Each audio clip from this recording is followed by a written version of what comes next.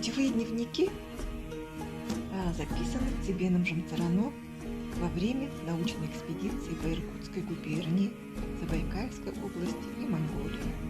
Содержит множество важных исторических, этнографических и фольклорных сведений. Отражает жизнь, быт, религию и культуру бурятского народа.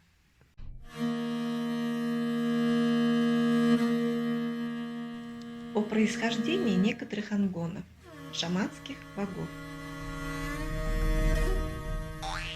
Чингисхан оставил на скале на Альхоне или на Баракхане в Баргузинском районе 13 рисунков, 12 товарищей и один свой, чтобы показать, что здесь спустились 13 тенгриев.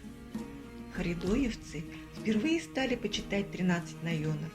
Впоследствии культ 13 наенов распространился и среди других шаманистов. Ангон рисуется 13 человеческими фигурами.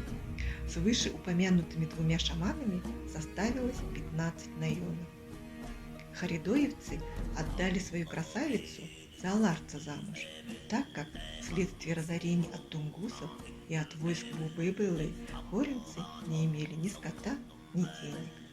То взамен взяли жулды, толыхую, турвын тағалсык, хонене харагер, кузун, барун дырхавны, барун хубы, барун шагаэта, усын халим и орок более узор.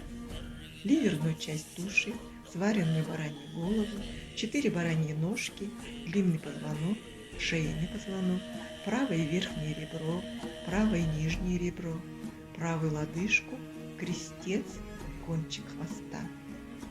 Это составило Хатхуртолы и Хомта Шагэта, первая и почетная жертва для 13 наенов.